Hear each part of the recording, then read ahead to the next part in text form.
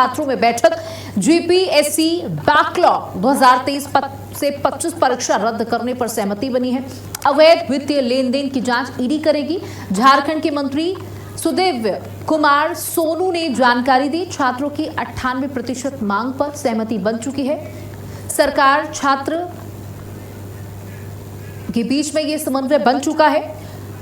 तो देखिए, अब शाम के 7 बज चुके हैं और इस वक्त हम आपको रूबरू करा रहे हैं प्रदेश की 7 बड़ी और अहम खबरों से। शुरुआत करेंगे राजधानी लखनऊ से, जहां मुख्यमंत्री योगी आदित्यनाथ ने तिरंगा यात्रा निकालकर देशभक्ति और राष्ट्र गौरव का संदेश दिया। इसके साथ ही मुख्यमंत्री योगी आदित्यनाथ ने काकोरी की ऐतिहासिक वर्षगांठ के मौके पर आयोजित कार्यक्रम में भी शिरकत की। वहीं सिद्धार्थनगर पहुंचे मुख्यमंत्री योगी ने जिले को 311 करोड़ रुपए की विकास परियोजनाओं की सौगात दी। उधर आरक्षण के मुद्दे को लेकर सियासी बयानबाजी भी तेज हो गई। बसपा सुप्रीमो मायावती ने सोशल मीडिया पर पोस्ट कर आरक्षण के बहाने आरएसएस प्रमुख मोहन भागवत पर निशाना साधा। इसके बाद अगर मथुरा की करें तो जहां श्री कृष्ण जन्म स्थान को लेकर कार सेवा शुरू होने की खबर सामने आई। इसके बाद बात अयोध्या से जुड़ी खबरों की करेंगे, जहां राम मंदिर को जल्द ही अपना अगला मुख्य कार्यकारी अधिकारी यानी सीईओ मिलने जा रहा है। और आखिर में बात प्रदेश में हुए सड़क हादसों की। आज अलग अलग जिलों में हुए हादसों में कई लोग घायल हो गए। उन्नाव में हुए हादसे में तकरीबन 50 लोग घायल हो गए, जबकि फतेहाबाद में सड़क हादसे में 20 से ज्यादा लोगों के घायल होने की खबर है। तो चलिए एक एक करके जानते हैं प्रदेश की इन 7 बड़ी खबरों का पूरा अपडेट।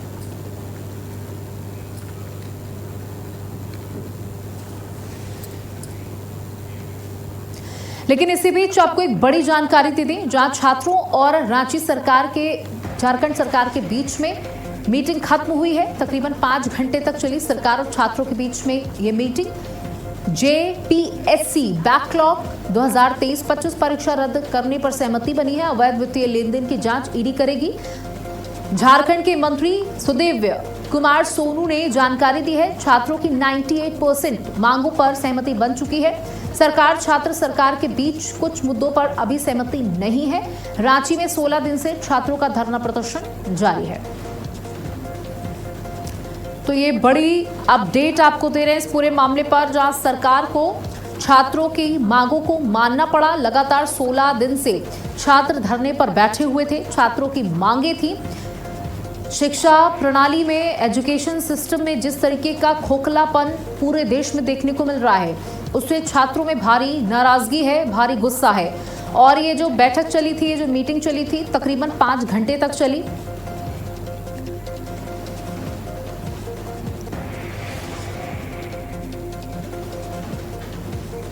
और इस मीटिंग के बाद एक बड़ा अपडेट सामने आया है, जहां जीपीएससी के तीनों सदस्यों का इस्तीफा हो चुका है। बातचीत के बाद तीनों सदस्यों ने इस्तीफा दे दिया।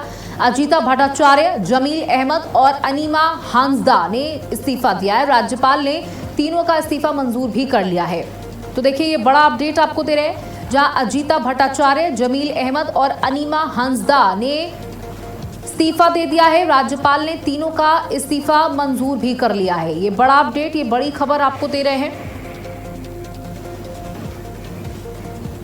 जहां जेपीएससी के तीनों सदस्यों का इस्तीफा हो चुका है और राज्यपाल ने इनके इस्तीफे को स्वीकार भी कर लिया है। वहीं देश के 80वें स्वतंत्रता दिवस के पावन अवसर से ठीक पहले राजधानी लखनऊ में विशाल तिरंगा यात्रा का आयोजन किया गया। इस मौके पर उत्तर प्रदेश के मुख्यमंत्री योगी आदित्यनाथ ने युवाओं को संबोधित करते हुए प्रधानमंत्री नरेंद्र मोदी के नेतृत्व और राष्ट्रहित में लिए गए ऐतिहासिक फैसलों की जमकर तारीफ की। लखनऊ में आयोजित इस तिरंगा यात्रा से 25 से 30 हजार से ज्यादा युवाओं ने बढ़ चढ़कर हिस्सा लिया। इस दौरान सीएम योगी ने कहा कि ये मौका बेहद खास है, क्योंकि महज कुछ ही दिनों बाद 15 अगस्त को पूरा देश अपना 80वां यानी 80th स्वतंत्रता दिवस मनाएगा। सीएम योगी ने कहा कि हमारी युवा पीढ़ी में देश के सामने आने वाली हर चुनौती से निपटने की अद्भुत क्षमता है। इस युवा ऊर्जा को आगे बढ़ाने के लिए एक सही मंच मिलना बेहद जरूरी है। यूपी सीएम ने चेतावनी देते हुए कहा कि प्रधानमंत्री मोदी ने भारत के राष्ट्रीय प्रतीकों का अपमान करने वालों को सजा देने का सख्त फैसला लिया है। अब ऐसा बिल्कुल नहीं चलेगा कि कोई भारत में रहे और देश के प्रतीकों, महापुरुषों, राष्ट्रगान या राष्ट्रगीत का अपमान करे। तो सीएम योगी ने तिरंगा यात्रा निकाली है। अब ये नहीं चल सकता कि रहेंगे भारत में लेकिन भारत के प्रतीकों को, भारत के महापुरुषों को, भारत के राष्ट्रगान और राष्ट्रगीत को अपमानित करेंगे। यह वर्ष हमारे लिए महत्वपूर्ण है। राष्ट्रगीत वंदे मातरम के 150 वर्ष पूर्ण होने के उपलक्ष्य में पूरे देश के अंदर वंदे मातरम का गान हो रहा है। और आज ही के दिन 1925 में काकोरी ट्रेन एक्शन को उस समय के युवा पंडित राम प्रसाद बिस्मिल, ठाकुर रोशन सिंह, अस्फाउल्लाह खां, इन सब ने काकोरी ट्रेन एक्शन को अंजाम देकर के ब्रिटिशर की चूल्हों को हिलाने का काम किया था। बहन और भाइयों, ये तिरंगा यात्रा उन सभी हुतात्माओं के प्रति कृतज्ञता ज्ञापित करने का और प्रधानमंत्री मोदी जी के राष्ट्र प्रथम के उस मंत्र को आगे बढ़ाने का संकल्प भी है।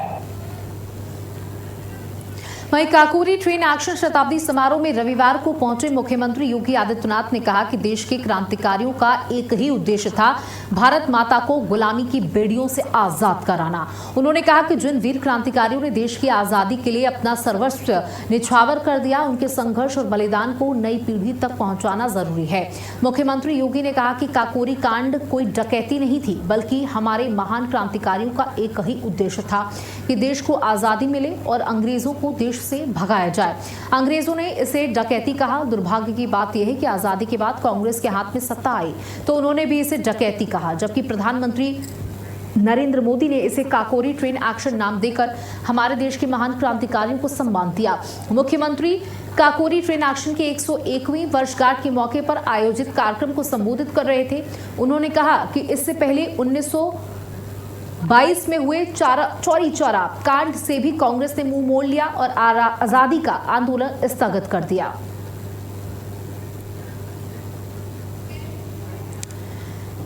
तो आज 101वीं वर्षगांठ के मौके पर मुख्यमंत्री योगी आदित्यनाथ ने तमाम बड़ी बातें कही काकोरी कांड से जुड़ी हुई। उन्होंने कहा कि हमारे लिए गर्व का पल है कि आज हम इस कांड को एक बार फिर से याद कर रहे हैं। अंग्रेजों को धूल चटाने का काम किया हमारे वीर जवानों ने, हमारे वीर सपूतों ने। काकोरी ट्रेन एक्शन की 101वीं पावन तिथि है। इस अवसर पर भारत माता के जिन महान सपूतों ने ब्रिटिश हुकूमत की चूल्हों को हिला करके उन्हें चुनौती दी थी कि भारत की धरती गुलामी को हरगिज नहीं बर्दाश्त करेगी, और इसके लिए इन सभी महान क्रांतिकारियों ने 1857 के प्रथम स्वातंत्र समर से लेकर के 1942 के अंग्रेजों भारत छोड़ो तक की एक लंबी श्रृंखला प्रदेश और देश के अंदर आजादी के लिए खड़ी की थी। ऐसे भारत माता के उन महान सपूतों, क्रांतिकारियों, स्वाधीनता संग्राम सेनानियों की स्मृति को नमन करते हुए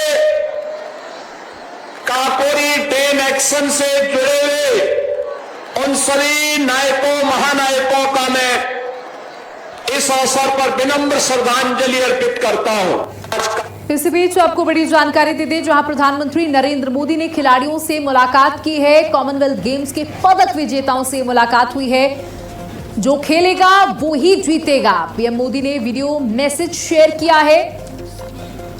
कॉमनवेल्थ गेम्स के पदक विजेताओं से मुलाकात की है और प्रधानमंत्री ने कहा जो खेलेगा वो ही जीतेगा। प्रोत्साहन दिया गया। प्रधानमंत्री की तरफ से एक वीडियो मैसेज शेयर किया गया उन खिलाड़ियों के लिए जिन्होंने भारत का नाम रोशन किया, जो भारत के लिए मेडल जीत कर आए हैं। साथ ही उनको भी प्रोत्साहित किया गया प्रधानमंत्री की तरफ से, जो वहां तक पहुंचे, जिन्होंने भारत का प्रतिनिधित्व वहां पर किया, भारत का तिरंगा लहराया, पर जीत नहीं पाए।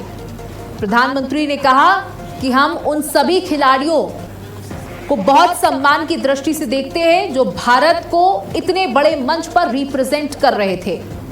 और देखिए ये वीडियो मैसेज प्रधानमंत्री की तरफ से जारी किया गया और कहा जीतता वही है जो खेलता है, यानी जो जीतेगा, जो खेलेगा वो ही जीतेगा। तो देखिए जब भी इस तरीके के गेम्स होते हैं और भारत का नाम रोशन करते हैं खिलाड़ी, तो प्रधानमंत्री उनसे संवाद करते हैं, उनसे मुलाकात करते हैं, उनके साथ लंच करते हैं। हेलो फ्रेंड्स, दिस इज साक्षी चौधरी। आज हम सब कॉमनवेल्थ गेम्स मेडलिस्ट को हमारे ऑनरेबल पीएम सर ने बुलाया है और हमें बहुत ही प्राउड फील हो रहा है इस बात पर। हमें इनसे मिलकर बहुत ही अच्छा लगा। ये बहुत ही हम्बल है। सर आप कुछ बोले। जो खेलेगा वो खिलेगा। Always cheer for Bharat. Bharat माता की, भारत माता की, भारत माता की। वहीं सीएम योगी आदित्यनाथ रविवार को सिद्धार्थनगर पहुंचे। इस दौरान उन्होंने जिले को 311 करोड़ रुपए की विकास परियोजनाओं की सौगात दी। मुख्यमंत्री ने कुल 107 परियोजनाओं का लोकार्पण और शिलान्यास किया। बांसी में रतन सिंह इंटर कॉलेज में आयोजित कार्यक्रम को संबोधित करते हुए मुख्यमंत्री ने सिद्धार्थनगर के धार्मिक, ऐतिहासिक और विकास से जुड़े पहलुओं पर विस्तार से बात रखी। उन्होंने काकोरी ट्रेन एक्शन, युवाओं, रोजगार, शिक्षा, स्वास्थ्य, कानून व्यवस्था, किसानों, गरीबों और सरकार की योजनाओं का जिक्र किया। मुख्यमंत्री योगी आदित्यनाथ ने कहा कि मेरा सौभाग्य है कि महात्मा बुद्ध की पावन भूमि सिद्धार्थनगर पर मुझे आने का अवसर प्राप्त हुआ है। भगवान बुद्ध से राजकुमार सिद्धार्थ यानी राजकुमार सिद्धार्थ ही ज्ञान प्राप्त होने के बाद उन्हें भगवान बुद्ध के रूप में दुनिया जानती है। ये आप सबका सौभाग्य है कि भगवान बुद्ध के नाम पर बने हुए उनके बचपन के नाम राजकुमार सिद्धार्थ के नाम पर इस जनपद का नाम सिद्धार्थनगर है। उन्होंने कहा कि इस जनपद में जन्म लेने, इस जनपद में आगे बढ़ने और सेवा का सौभाग्य अपने आप में जीवन को धन्य करता है। तो मुख्यमंत्री यहां पर पहुंचे थे। मुख्यमंत्री ने यहां पर हुंकार भी भरी और समाजवादी पार्टी और विपक्ष पर जमकर निशाना भी साधा।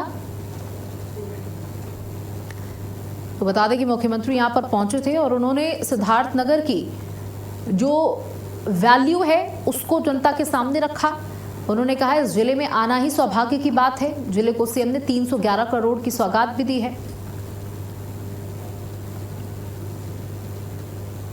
सिद्धार्थनगर जनपद जो आकांक्षी था, पिछले 8-9 वर्षों के अंदर जो प्रयास हुआ है प्रधानमंत्री मोदी जी के मार्गदर्शन और नेतृत्व में, देश के अंदर 112 जनपद आकांक्षी जनपद हैं और अग्रणी छलांग लगाने वाला कोई जनपद है और नीति आयोग से 25 करोड़ की पुरस्कार प्राप्त करने वाला कोई जनपद है तो सिद्धार्थनगर जनपद है। अब ये आकांक्षात्मक नहीं, विकास के पायदान पर तेजी के साथ अग्रणी भूमिका के लिए जाने जाना वाला जनपद है। उत्तर प्रदेश के अंदर कांग्रेस को सर्वाधिक समय तक शासन करने का अवसर प्राप्त हुआ। समाजवादी पार्टी को 4 बार प्रदेश के अंदर मुख्यमंत्री बनने का अवसर प्राप्त हुआ। आखिर उन्होंने युवाओं के सामने क्या ऐसा किया कि युवा इनके साथ जाए? ये सच है कि कांग्रेस ने भी और समाजवादी पार्टी ने भी, कांग्रेस ने देश के युवा के लिए और समाजवादी पार्टी ने यूपी के युवा के सामने पहचान का संकट खड़ा किया था। बहनों और भाइयों, जब देश में भ्रष्टाचार होगा, देश में आतंकवाद होगा, नक्सलवाद होगा, उग्रवाद होगा, उपद्रव होगा या राज्य में भी दंगे होंगे, गुंडागर्दी होगी, व्यापार और निवेश के लिए कोई अवसर नहीं होगा। आप अनुमान लगा सकते हैं, स्वाभाविक रूप से सबसे ज्यादा प्रभावित कोई होगा, युवा होगा। अब बेटी की सुरक्षा में कोई सेंध नहीं लगाता है, क्योंकि सेंधमारी करने का वो समय समाप्त। जब लोगों में कहावत थी कि देख सपाई बिटिया घबराई, अब सपा का नहीं, अब ये राष्ट्रवादी डबल इंजन सरकार का समय है। बहनों और भाइयों, बेटी और व्यापारी की सुरक्षा में सेंध लगाने का मतलब या तो जेल या जहन्नुम, इसके अलावा तीसरा कोई अन्य स्थान नहीं। इसी में बांसी से मिठुअल मार्ग क्षतिग्रस्त है। 28 करोड़ रुपए इसके लिए हम आज फिर से स्वीकृत कर रहे हैं। ये मार्ग हम बनवाएंगे, अच्छा बनाएंगे। डुमरियागंज में भडरिया से बढ़नी चापा मार्ग, यह भी क्षतिग्रस्त है। इसके लिए 24 करोड़ 58 लाख रुपए इसके लिए भी हम लोग स्वीकृत कर रहे हैं। इटवा में बढ़िया से गोरा बाजार मार्ग, ये क्षतिग्रस्त होने के कारण यह भी आवागमन बाधित है, इसको भी हम स्वीकृत कर रहे हैं। हमारे माननीय विधायकों ने, सांसद जी ने जो प्रस्ताव दिए हैं, पदाधिकारियों ने जो प्रस्ताव दिए हैं, उन सब पर भी हम कार्य कर रहे हैं। वहीं उत्तर प्रदेश की पूर्व मुख्यमंत्री और बसपा प्रमुख ने रविवार को आरक्षण पर आरएसएस प्रमुख मोहन भागवत की टिप्पणियों पर जमकर हमला बोला। मायावती ने उन पर जातिवादी मानसिकता का प्रदर्शन करने का आरोप लगाते हुए अनुसूचित जाति और अनुसूचित जनजाति के लिए मौजूद कोटा प्रणाली को कमजोर करने की किसी भी प्रयास के खिलाफ चेतावनी दी। मायावती आरएसएस प्रमुख मोहन भागवत की उस टिप्पणी का जवाब दे रही थी जिसमें उन्होंने कहा था कि आरक्षण का राजनीतिकरण कर दिया गया है, जिससे समाज में कटुता पैदा हो रही है और जिन लोगों को अब इसके लाभों की आवश्यकता नहीं है, उन्हें स्वेच्छा से इसे छोड़ देना चाहिए। बसपा सुप्रीमो मायावती ने रविवार को एक्स पर एक लंबी चौड़ी पोस्ट लिखी। मायावती ने पोस्ट में लिखा कि देश में बहुजन समाज में से खासकर SC, ST व OBC वर्गों के लिए आरक्षण सामाजिक परिवर्तन व आर्थिक मुक्ति अर्थात हमेशा से इनके आत्मसम्मान की जिंदगी से जुड़ा अति महत्वपूर्ण व अत्यंत संवेदनशील मामला है और जाति के आधार पर सदियों से यहाँ तोड़े, सताए व पछाड़े गए SC व ST समाज के लिए तो ये अत्यंत जरूरी मामला भी विशेषकर तब बन जाता है जब जातिवादी द्वेष, शोषण और प्रताड़ना, अन्याय, अत्याचार कम होने का नाम ना ले। और इसलिए इसमें क्रीमी लेयर की बात करना अनुचित नहीं है, बल्कि परम पूज्य बाबा साहेब डॉक्टर भीमराव अंबेडकर के मानववादी संविधान के पवित्र उद्देश्यों के विरुद्ध है। हालांकि किसी को भी इसकी अनदेखी नहीं करनी चाहिए, बल्कि सभी को देश व जनहित के मद्देनजर अपनी पूरी ईमानदारी व निष्ठा के साथ इस पर अमल भी जरूर करना चाहिए।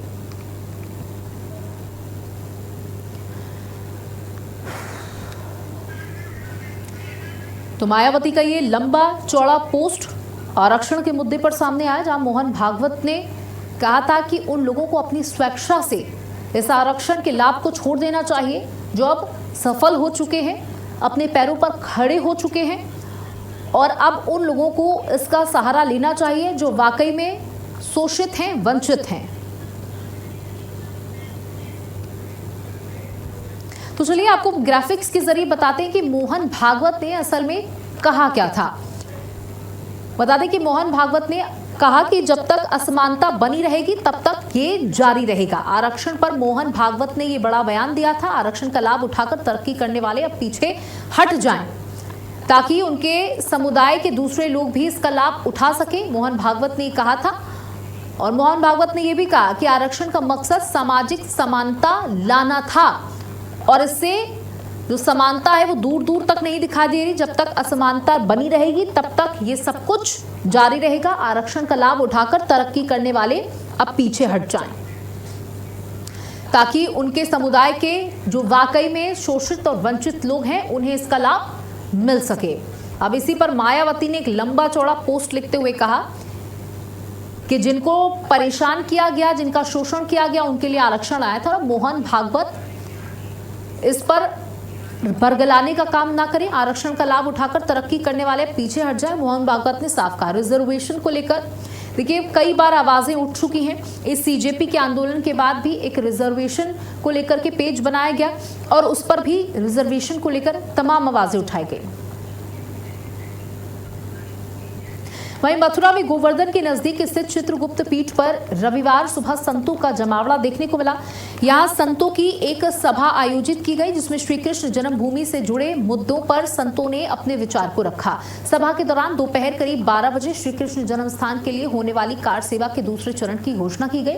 चित्रगुप्त पीठ के पीठाधीश्वर डॉक्टर सच्चिदानंद महाराज ने सभा के दौरान कार सेवा की घोषणा की। उन्होंने कहा कि जिस दिन अयोध्या में रामलला की मुक्ति के लिए कार सेवा हुई थी, उसी दिन यानी 6 दिसंबर को मथुरा में श्री कृष्ण लला के मंदिर के लिए अगली कार सेवा की जाएगी। इस ऐलान के बाद श्री कृष्ण जन्मभूमि से जुड़े आंदोलन को लेकर संतों ने आगे की रणनीति भी स्पष्ट की। तो मंदिर निर्माण के लिए गुलाबी पत्थरों की पहली खेप भी पहुंच चुकी है। कार सेवा के आह्वान पर चित्रगुप्त पीठ की सुरक्षा को बढ़ाया गया। ये तस्वीरें आज जो सामने आई, जहां पर यज्ञ हवन में भी देखने को मिला। तमाम संत यहां पर हवन करते हुए नजर आए और उन्होंने कहा कि राम का मंदिर भव्य रूप से अयोध्या में बन चुका है और अब श्री कृष्ण के मंदिर की बारी है।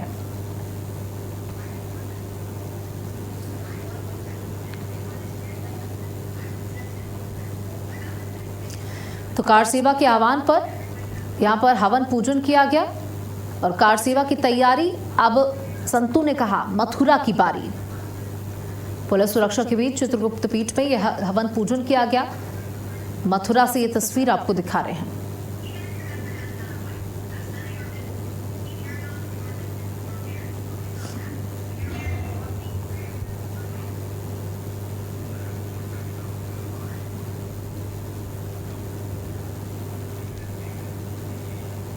हाथरस में कांवड़ियों के स्वागत के लिए अनोखी पहल देखने को मिली। श्रवण गंगा सेवा समिति के आयोजक सूर्य प्रताप सिंह ने हाथरस पुलिस लाइन से हेलीकॉप्टर के जरिए कांवड़ियों पर पुष्प वर्षा की। हेलीकॉप्टर से होने वाली ये पुष्प वर्षा कई जिलों में से होते हुए नोएडा तक जाएगी। इस दौरान पुलिस लाइन स्थित हेलीपैड पर हर हर महादेव और जय जय बम भोले के जयकारी गूंजते रहे।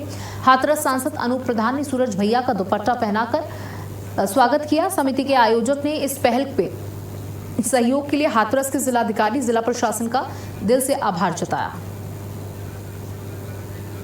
से और लगभग हजारों केंद्रों की संख्या में पहुंचे हैं, जिनका कि पिछली साल में जो श्रावण मास निकला था, उसी में उनका भाव था कि हम भी माननीय पूज्य उत्तर प्रदेश शासन के मुख्यमंत्री आदरणीय योगी आदित्यनाथ जी की पहल पे कि हम भी करना चाहेंगे।